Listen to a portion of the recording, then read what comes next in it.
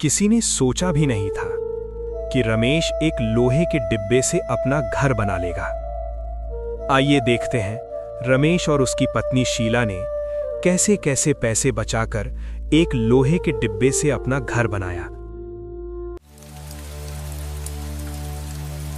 रात के अंधेरे में बारिश की आवाज तेज हो रही थी। आसमान से पानी बरस रहा था और उस छोटे से कमरे की टूटी छत से भी। रमेश और उसकी पत्नी शीला कमरे के एक कोने में सिमटे बैठे थे, वहां जहां अभी तक पानी नहीं पहुंचा था। बाकी जगह पर 3-4 बाल्टियां रखी हुई थीं, जिनमें छत से टपकता पानी इकट्ठा हो रहा था। टप टप टप, एक लय में, जैसे किसी टूटे हुए वक्त की घड़ी की आवाज हो। यही था उनका घर, किराए का एक कमरा जो शायद कभी सफेद रहा होगा। अब दीवारों का प्लास्टर इतना पुराना था कि हाथ लगाओ तो टुकड़े टुकड़े होकर गिरने लगता। एक खिड़की थी, टूटी हुई, जिसे पुराने अखबारों से बंद किया गया था। कोने में एक बल्ब जल रहा था, पर उसकी रोशनी इतनी मध्यम थी कि लगता था अंधेरा ज्यादा है, उजाला कम। शीला, हर बारिश में यही होता है। बाकी दुनिया सो जाती है और हम पूरी रात बाल्टियां गिनते रहते हैं। तो क्या हुआ, छत टपकती है, दिल तो नहीं टपका ना। जब तक सांस है कुछ ना कुछ हो ही जाएगा। पर कब तक? हर बार लगता है जैसे जिंदगी ने हमें इसी कोने के लिए छोड़ दिया हो। कोना छोटा है, पर सोच मत छोटी करो। एक दिन देखना, इसी बारिश में हम अपने घर की छत के नीचे बैठेंगे। उस रात छत से टपकता पानी सिर्फ कमरे को नहीं भिगो रहा था, वो रमेश के सपनों को भी हर बूंद के साथ भारी करता जा रहा था। पर सपने टूटे या नहीं, सुबह तो आनी ही थी। सुबह 5 बजे के अलार्म से पहले ही रमेश की आंख खुल गई। नींद पूरी नहीं हुई थी, पर काम की तलाश में देर नहीं की जा सकती थी। उसने एक पुरानी नीली शर्ट पहनी, वही जो पिछले 3 सालों से पहन रहा था। कंधे पर गमछा डाला और बाहर निकल गया। शीला अभी सो रही थी। बाहर सड़क पर अंधेरा अभी भी था, पर मजदूरों की भीड़ पहले से ही जमा होने लगी थी। कोई 20-25 लोग, सब एक ही उम्मीद में, आज काम मिल जाए। रमेश हर रोज यहीं आता था, बस स्टॉप के पास की खाली जगह पर, जहां सुबह सुबह ठेकेदार अपनी गाड़ियां लेकर आते थे और मजदूरों को चुनते। सुबह 6 बजे के करीब पहली गाड़ी आई। एक मोटा सा ठेकेदार, उसने 3 लोगों को इशारा किया। वो तीनों भागकर गाड़ी में बैठ गए। रमेश हाथ उठाता रहा, पर ठेकेदार ने उसकी तरफ देखा तक नहीं। गाड़ी चली गई। भीड़ अब कम हो चुकी थी। ज्यादातर मजदूर काम पर चले गए थे। बस 5-6 लोग बचे थे, जिनमें रमेश भी था। तभी दूर से एक पुरानी छोटी सी पिकअप गाड़ी आती दिखाई दी। गाड़ी रुकी। एक बूढ़ा ठेकेदार, सफेद दाढ़ी, झुर्रियों भरा चेहरा। उसने आवाज लगाई, सुनो, 2 आदमी चाहिए ईंट धोने के लिए, 200 रुपए। रमेश का दिल तेजी से धड़कने लगा। वो दौड़ा। उसके साथ 2-3 और लोग भी दौड़े। सबकी नजरें ठेकेदार पर थीं। ठेकेदार ने रमेश की तरफ इशारा किया, तू और वो पीछे वाला, दोनों चढ़ जाओ। रमेश ने राहत की सांस ली। गाड़ी चल पड़ी। रमेश ने पीछे मुड़कर देखा, बाकी मजदूर अभी भी वहीं खड़े थे, अगली गाड़ी का इंतजार कर रहे थे। दिन भर की भागदौड़ के बाद जब सूरज ढलता है तो मजदूर के हाथ खाली हों या भरे, घर लौटते वक्त उसके कदम हमेशा भारी ही होते हैं। शाम ढल चुकी थी। आसमान में हल्की लालिमा थी। रमेश काम से लौटा तो उसके हाथों में छाले थे, पीठ अकड़ी हुई थी, चलना भी भारी लग रहा था। उसने गमछे से पसीना पोंछा और आंगन में चुपचाप बैठ गया। शीला चूल्हे से चाय उतार कर लाई। लो, गरम गरम है। दिन भर धूप में रहे हो। रमेश ने चाय का घूंट लिया। थोड़ी राहत मिली। कुछ देर चुप्पी रही। आज 200 रुपये मिले। शीला ने बिना ज्यादा उत्साह दिखाए सिर हिलाया। अच्छा है, कल के लिए आटा दाल ले आना, तेल भी खत्म हो रहा है। रमेश सिर हिलाता रहा, पर मन कहीं और था। कुछ पल चुप रहकर बोला, शीला, एक बात कहूं? कहो, इतनी देर से चुप क्यों हो? रमेश ने शीला की तरफ देखते हुए कहा।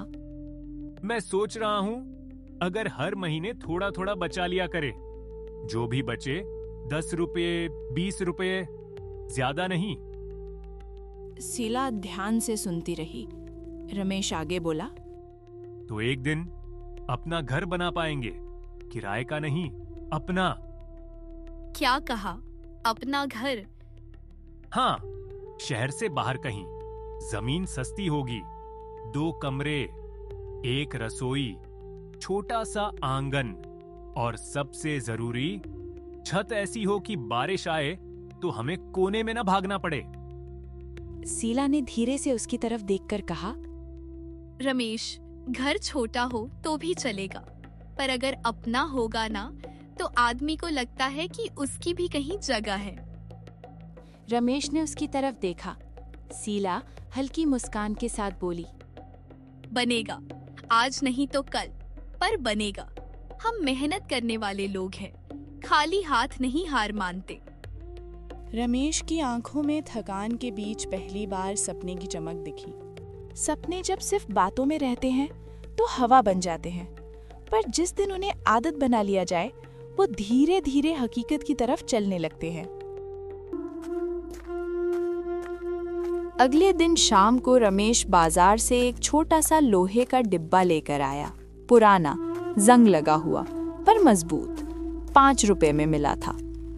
उसने उस डिब्बे को कमरे के कोने में रखा और एक छोटा सा ताला लगा दिया।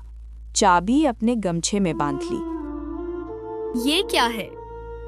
ये अपना खजाना है। इसमें हम घर बनाने के लिए पैसे जमा करेंगे, थोड़ा थोड़ा, रोज। और अगर बचा ही नहीं तो भी कोशिश करेंगे। 5 रुपये, 10 रुपये, जो भी बचे। उस दिन के बाद रमेश की जिंदगी में एक नया नियम आ गया। जब भी शाम को मजदूरी मिलती, वो सबसे पहले राशन के पैसे अलग करता, फिर जो बचता उसमें से कुछ भी 10 रुपए, 5 रुपए, कभी कभी सिर्फ 2 रुपए डिब्बे में डाल देता। कभी पूरे हफ्ते काम नहीं मिलता तो कुछ नहीं बचता, डिब्बा खाली रहता। कभी अच्छा काम मिल जाता, 300 रुपए, तो 50 रुपए डिब्बे में चले जाते। धीरे धीरे, बहुत धीरे, डिब्बे में सिक्कों और नोटों की आवाज आने लगी। महीने के आखिर में एक रात रमेश ने शीला को बुलाया। हाँ जी, बताइए। शीला, आज डिब्बा खोलते हैं। कितना होगा? पता नहीं, देखते हैं। उसने चाबी निकाली, ताला खोला, डिब्बा उठाया। थोड़ा भारी लग रहा था। धीरे धीरे उसने डिब्बे का ढक्कन खोला। अंदर कुछ फटे पुराने नोट थे, कुछ सिक्के, सब एक साथ गिने। 10, 20, 50, 100, 120 रुपए। रमेश की आंखों में पानी आ गया। हाथ कांप रहे थे। वो बोल नहीं पा रहा था। शीला, देखो, 120 रुपये। पहली बार जिंदगी में मैंने कुछ बचा पाया, अपने लिए बचा पाया। शीला ने उसकी तरफ देखा। उसकी आंखें भी भर आईं। बचा लिया ना, बचा लिया तुमने। तुम्हारे बिना ये मुमकिन नहीं था। हम साथ हैं तो सब मुमकिन है। 120 रुपए किसी के लिए शायद कुछ नहीं, पर उनके लिए वो एक शुरुआत थी, एक सपने की पहली नींव। शीला, ये पैसे किसी को नहीं बताना, ये अपने घर की पहली ईंट है। शीला ने सिर हिलाया। दोनों ने फिर से पैसे गिने, जैसे यकीन करना चाहते हों कि वो सच में है। 120 रुपए, पहली कमाई नहीं, पहली बचत। पर जिंदगी को सपनों से कोई फर्क नहीं पड़ता। वो अपनी रफ्तार से चलती है और कई बार सीधे सीने से टकराती है। 6 महीने बीत गए। डिब्बे में 3,500 रुपए इकट्ठे हो गए थे। रमेश रोज मजदूरी करता। कभी काम मिलता, कभी नहीं। कभी 200 मिलते, कभी 100 भी नहीं। एक दिन बारिश बहुत तेज आई। काम नहीं मिला। 3 दिन तक घर में बैठे रहे। खाने के लिए कुछ नहीं था। शीला ने पड़ोसन से उधार मांगा। रमेश को बुरा लगा, बहुत बुरा। रात को वो बाहर बैठा रहा। सिर हाथों में छुपाए। शीला बाहर आकर बोली। अजी क्या हुआ?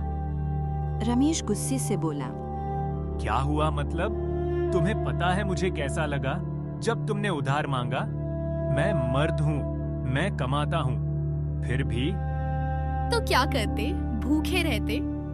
नहीं, पर ये घर बनाने का सपना, ये सब बेकार है शीला, बेकार। मैं 3,000 बचा पाया 6 महीने में। 3,000, इससे क्या होगा? एक जमीन का कोना भी नहीं मिलेगा। शीला चुप रही। मैं थक गया हूँ। हर दिन वही संघर्ष। कभी काम नहीं मिलता, कभी कम पैसे मिलते, और ये सपना ये कभी पूरा नहीं होगा।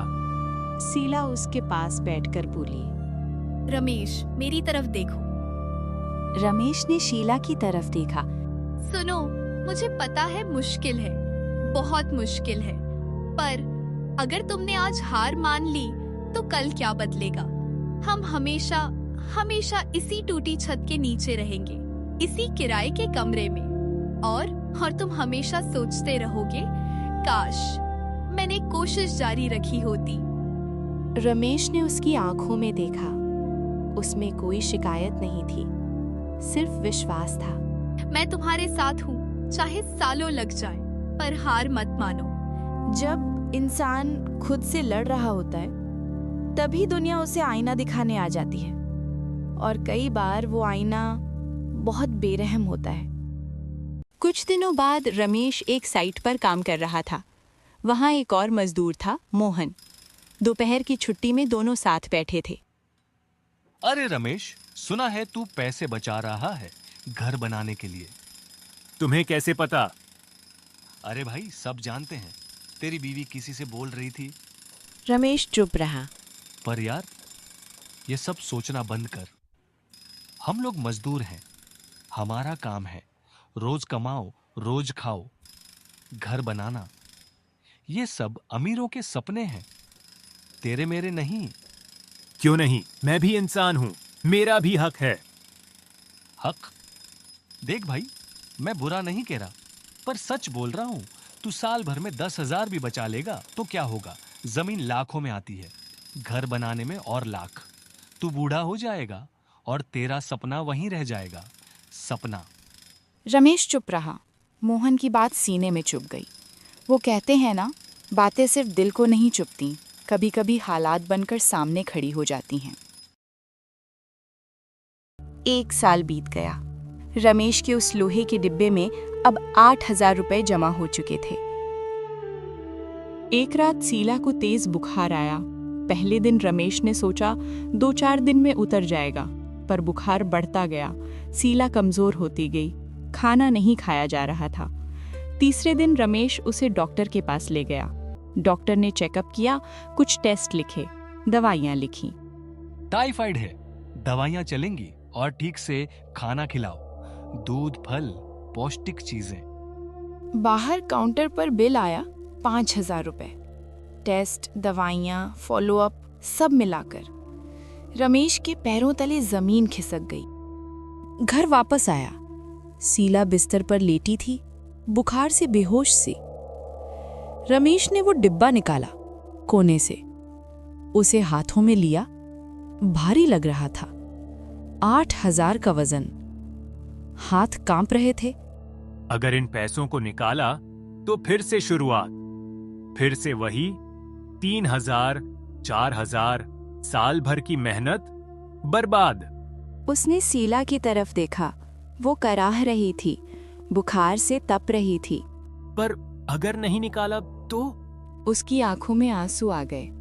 उसने डिब्बा खोला, एक नोट निकाला, 5,000 अलग किए, बाकी 3,000 डिब्बे में वापस रखे। अगले कुछ दिनों में दवाइयां चली। शीला को ठीक खाना मिला। धीरे धीरे बुखार उतरा।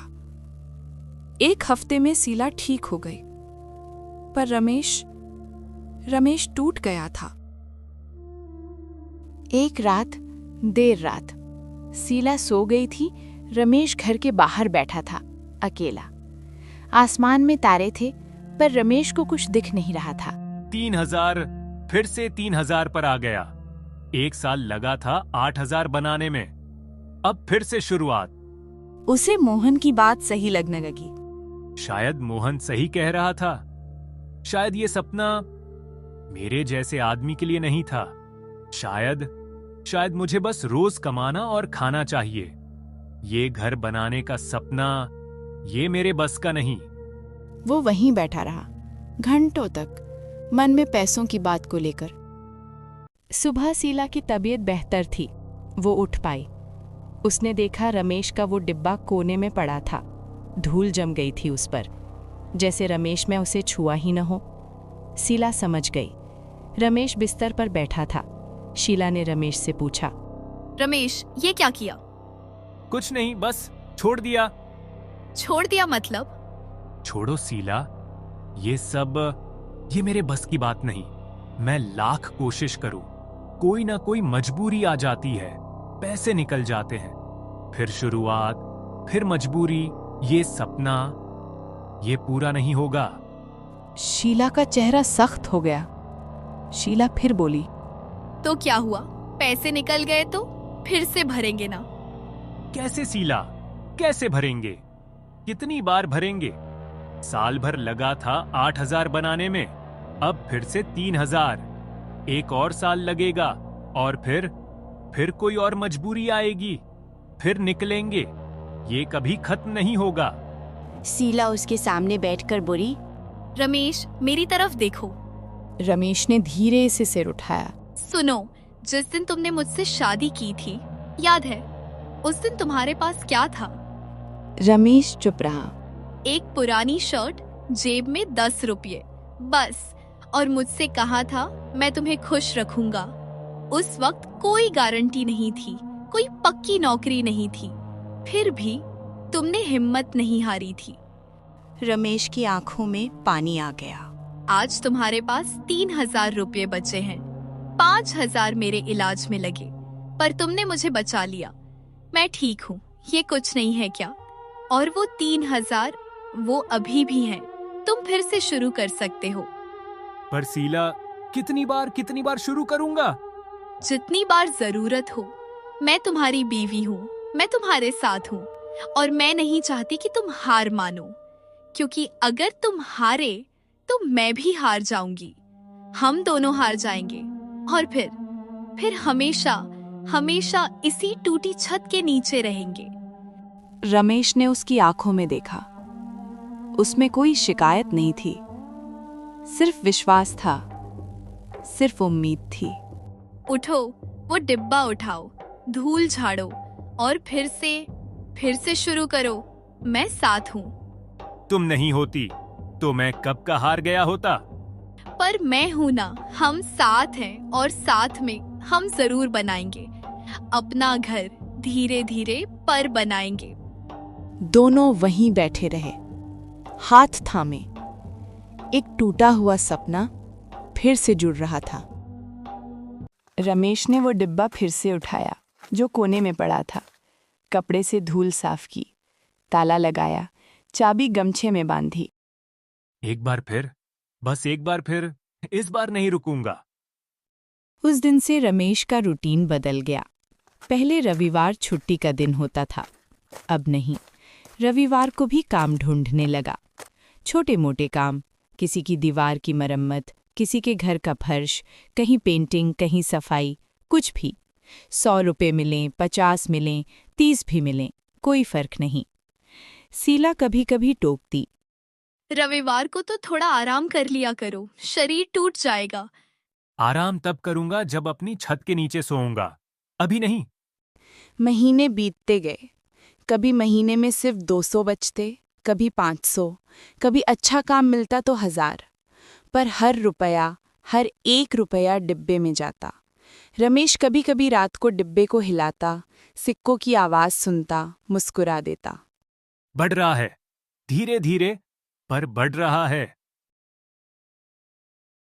2 साल बीत गए।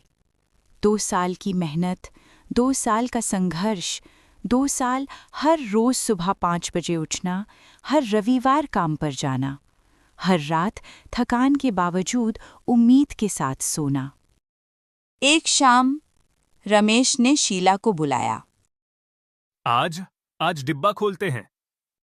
कितने पैसे होंगे? पता नहीं, डिब्बा खोल कर देखते हैं। दोनों ने बैठकर डिब्बा खोला। धीरे धीरे नोट निकाले, सिक्के निकाले, गिनने लगे।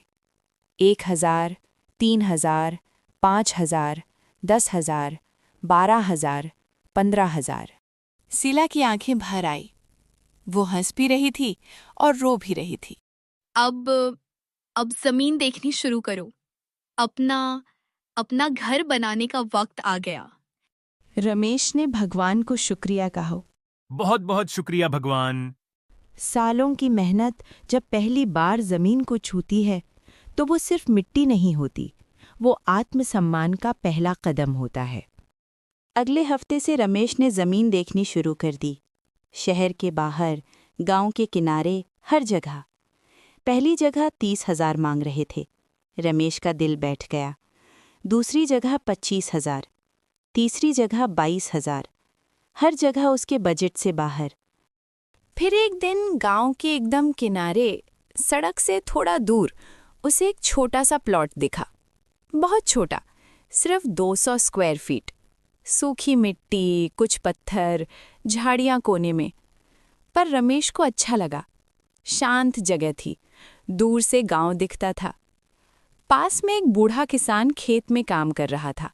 रमेश उसके पास गया। नमस्ते भाई साहब, ये जो जमीन का टुकड़ा है वो बिकाऊ है? बूढ़ा किसान ने उसे देखा, ऊपर से नीचे। हाँ है, पर तुम्हें क्या करना है उससे? मुझे घर बनाना है अपना।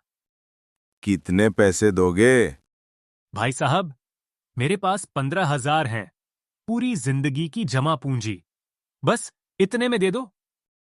किसान ने रमेश से कहा। 20,000 लगेंगे बेटा, 20 से कम नहीं। रमेश का दिल बैठ गया। भाई साहब प्लीज, मेरे पास बस इतना ही है। नहीं बेटा, 20 से कम में नहीं दे सकता। रमेश वापस चला गया, पर उसने हार नहीं वाली। अगले दिन फिर वो किसान के पास। किसान 15,000 में राजी हो गया। उसने उसको जमीन दे दी।